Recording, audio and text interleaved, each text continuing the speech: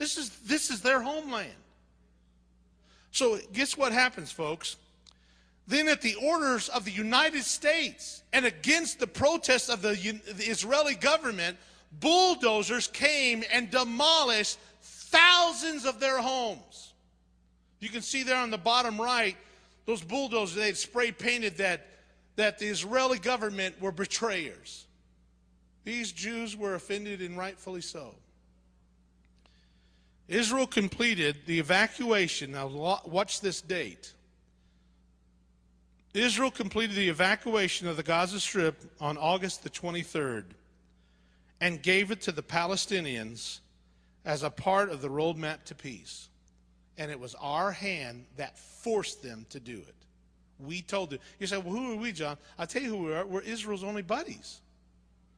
And we're telling you, we're the great big people over here saying, hey, you guys don't have any right to take over this land.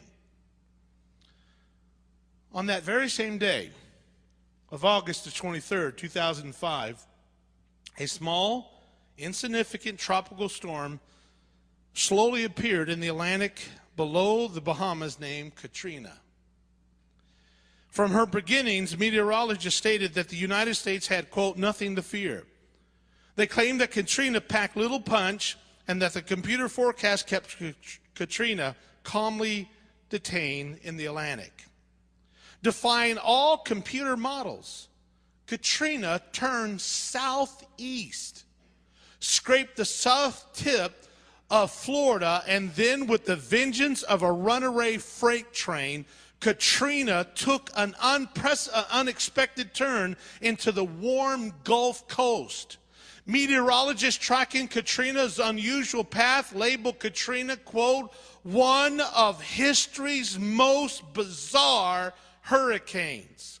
Literally recording wind strength off the scale, the nation watched in horror as deadly Katrina slammed and slaughtered the fragile Gulf Coast, leaving beautiful homes as piles of worthless rubbish. It tossed bodies like litter along the highway. When Katrina ended her deadly mission, America suffered the worst disaster in the nation's history. As I saw the thousands of U.S. homes destroyed, my mind kept going back to those days before when the United States ordered these bulldozers to destroy the homes of the Jewish people of the Gaza Strip. As I saw the thousands and thousands of U.S. citizens being removed from their land, my mind could not keep from remembering the Jewish people crying and begging to stay in their land. America could find no mercy for the Jewish people, but bulldozed their homes away. So with no mercy, Katrina completely bulldozed tens of thousands of America homes away.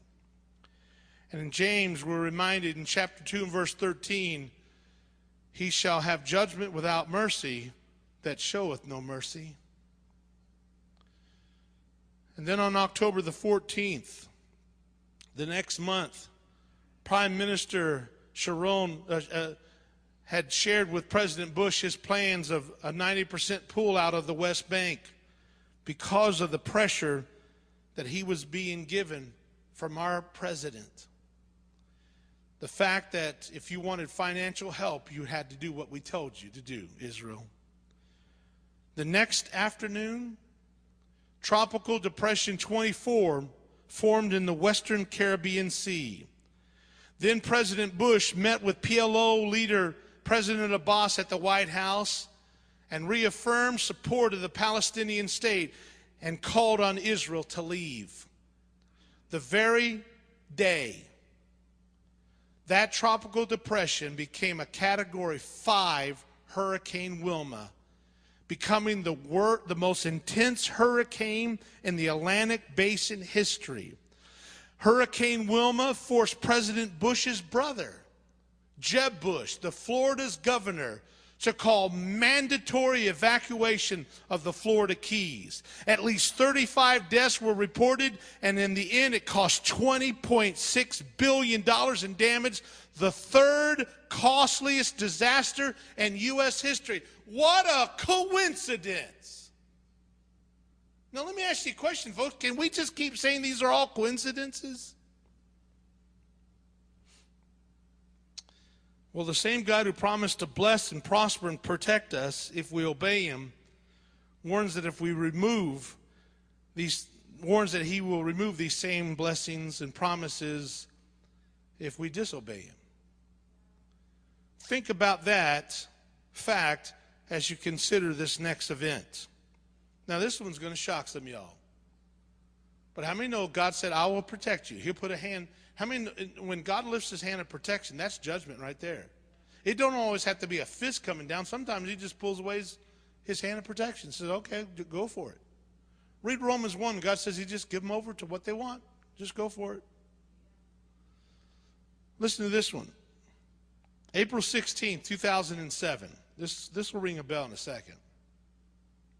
Under intense U.S. pressure, Israel agreed to back U.S. plans to arm pro-Abbas forces. That's anti-Israel forces. With the assistance of Keith Dayton, the U.S.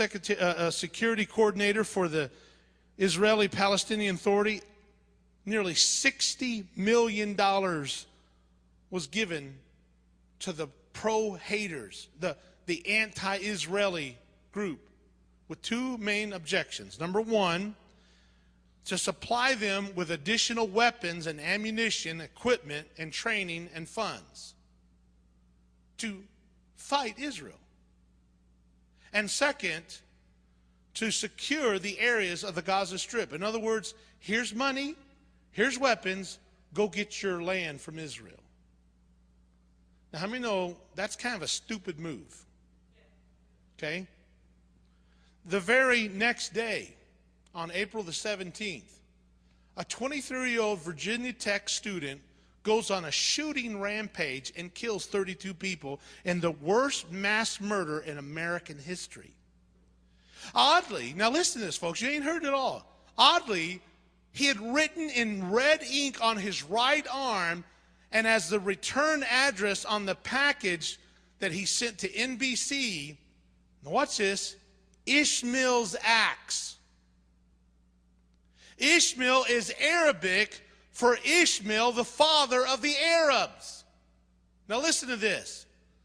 What are the chances of, after agreeing to supply weapons and ammunition to the Arabs, the enemies of Israel, a young Korean student with an English major is possessed to write the Arab name for himself on himself while he killed our children?